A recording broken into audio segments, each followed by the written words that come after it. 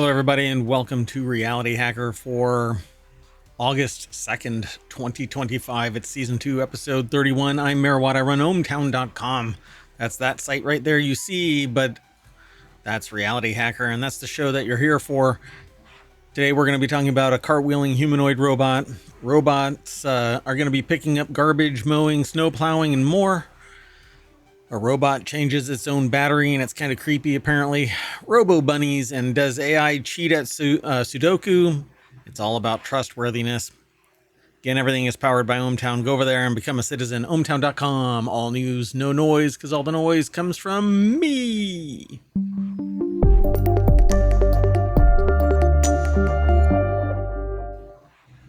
All right. Hello, everybody. Let's get into it. This article is you can buy a cartwheeling humanoid robot for less than 2 Apple Vision Pros, which I guess is the new metric for things. When there was a Chinese surveillance blimp above the United States, that's what was the standard of measure. So here, I guess, the Unitree R1 costs as much as a high-end e-bike, and you can make it fight for you, according to the article. Yeah, that's what I've seen this whole thing doing, just fighting. It's like a boxing robot, because that's what we want our robots to do. Kyle Barr over at Gizmodo.com put the article together. If you're watching the VOD, then you get to see it, but uniquely vibrant UV space is written on the wall behind this robot.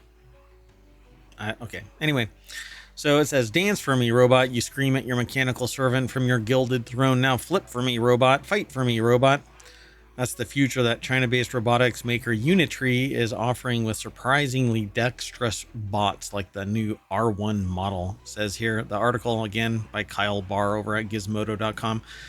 Unitree R1 is only $5,900. It seems expensive, but I don't think so. If it's an autonomous, semi-autonomous bot, they've got a video of it standing or doing a handstand on the edge of a cliff. It looks like Murderbot more than anything. Like that face, the head. Anyway, if it hacks its own governor module. They say we've seen other Unitree humanoid and dog-shaped robots in the field, though only in carefully contained demos controlled by engineers sitting somewhere off to the side. The R1 costs nearly half the company's previous consumer-end humanoid robot, the G1. I guess the R1 is reduced one. The new design is far lighter than the previous model, clocking in at 25 kilograms or 55 pounds, compared to the G1's 77 pounds. If you're looking for specifics, Unitree told them that the robot has 26 total joints, with 6 in each leg, 2 in the waist, 5 in each arm, 2 in the head. Despite that, the R1 isn't built to become your robo butler. The device is still mostly there for prototyping and testing. So they've got a bunch of other things, but we're just going to keep an eye on this because this is going to be hacking reality. What are you going to buy this with if all the robots out there are taking jobs? Next article is over in Non Sequitur News. Detroit's using robots to pick up garbage, mow grass, clear snow, and much more. At a city-owned beach in Detroit, a pilotless vehicle can be seen roaming over the sands as it picks up flotsam and jetsam. By the way, flotsam is stuff that actually is floating, and jetsam is stuff that's been thrown out, if I remember my boating lore. Hold on, we'll do it live. I think it's jetsam is stuff that's been unwanted material or goods that have been thrown overboard. Correct. Okay, there we go. And flotsam, I think, is just debris that is floating that doesn't have an origin story, I guess.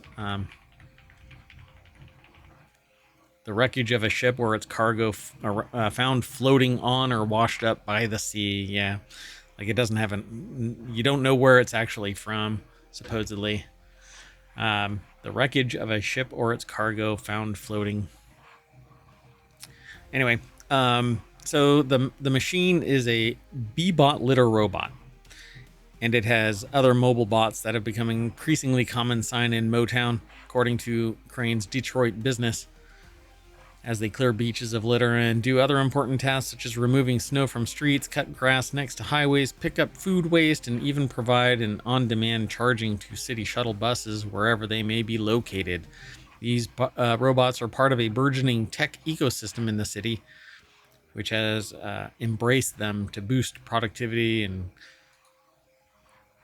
well, Sharon Adarlo over at The Byte at Futurism.com put the article together. This is the little bot, I guess.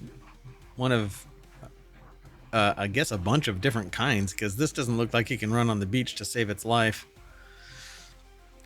Maybe they've got another bot? No, they don't have another article or another, whatchamacallit, picture.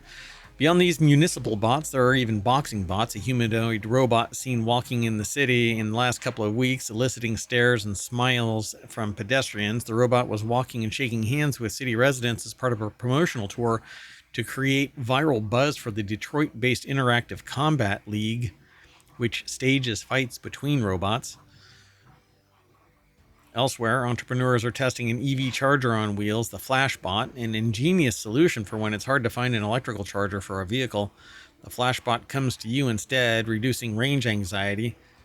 There's no way it has the ability to charge up a car. It takes 8 hours, 6 hours, 2 hours to charge a car. Ugh. Anyway, we've gone the wrong way down that EV road. The next article is over in FourWheelTech as well. Watch these Chinese humanoid robots change its own battery and try not to get creeped out. There's no question that a robot changing its own battery resolves the downtime issues that will arise as Android workers become more prevalent. Matthew DeBoard over at jalopnik.com put the article together. This robot walks up to a battery display, bends its arms backwards, and pulls a battery out of its back and puts a new battery in its back. Takes the old battery out, and it's very intriguing. UBTech, a Chinese company, has developed a way for its humanoid Walker S2 robot to change its own battery. Futurism.com speculates, and this is from Jalopnik, Matthew DeBoard, but they're talking about Futurism.com, that's speculating that with this capability, the Walker S2 could operate around the clock and staff dark factories in China, fully automated faculties where stuff gets made without humans of any sort, eliminating the need for lights and other related energy costs. And frankly, the author says they think that's getting ahead of the innovation curve. But there's no question that a robot changing its own battery resolves the downtime issues. So humans just have this problem because we can't do that. We have to have downtime. We have to take breaks. It's sociopathic to sit there and demand somebody work 24 hours a day. Well, wow, it's really quiet. Okay, let me turn that up a little bit. Anyway, this robot is slowly replacing its battery, but it doesn't matter how slow it is. If it can work 24 hours a day, 7 days a week, your job on the production line is done. It's amazing how much I hear about China innovation in the United States. Let's keep going. The next article is over on the Wanted channel. Robo Bunnies are the latest weapon against Florida's invasive pythons. Burmese pythons pose a significant threat to the Florida Everglades, but scientists have come up with a clever way to lure and trap them. When you click that little link right there, you'll get taken over to Gizmodo. Ellen Lapointe put the article together, and there is apparently one of 40 plush bunny toys and filled them with motors, heaters, and solar panels to make them mimic real marsh rabbit prey. And I guess the python comes in to get it, and they get snatched up. So researchers and conservationists have been working to wrangle the python problem through capture and kill programs, but have faced significant challenges. These elusive snakes are masters of camouflage that thrive in semi-aquatic, densely vegetated environments like the Everglades, making it difficult to find them. Now, a team of wildlife ecologists have developed a new program, and it's to lure them using Robo Bunnies. Yep, That's what they say. Robo Bunnies, 40 plush bunny toys, filled them with motors, heaters, and solar panels to make them mimic real marsh rabbit prey, because rabbit prey have solar panels. I'm kidding.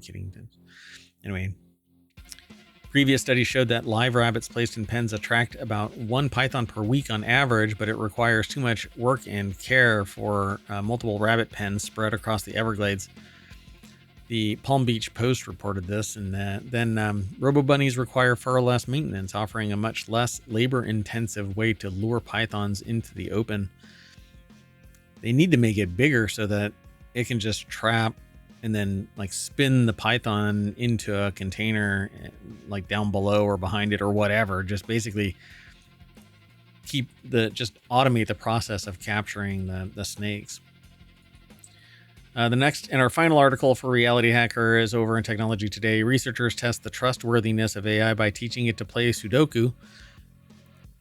Artificial intelligence tools called large language models, such as OpenAI's ChatGPT or Google's Gemini, can do a lot these days, dispensing relationship advice, crafting text to get you out of social obligations, and even writing science articles. University of Colorado at Boulder put the article together. It's over at techexplore.com, and it was edited and reviewed by Stephanie Baum and Andrew Zenin. So, can they solve your morning Sudoku?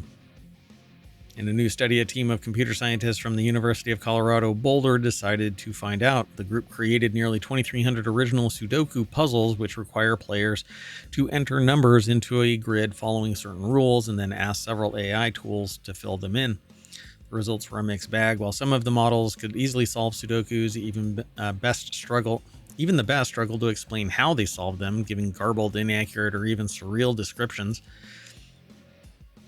So Menzi, who is a self-described Sudoku fan, noted that the puzzles tap into a very human way of thinking.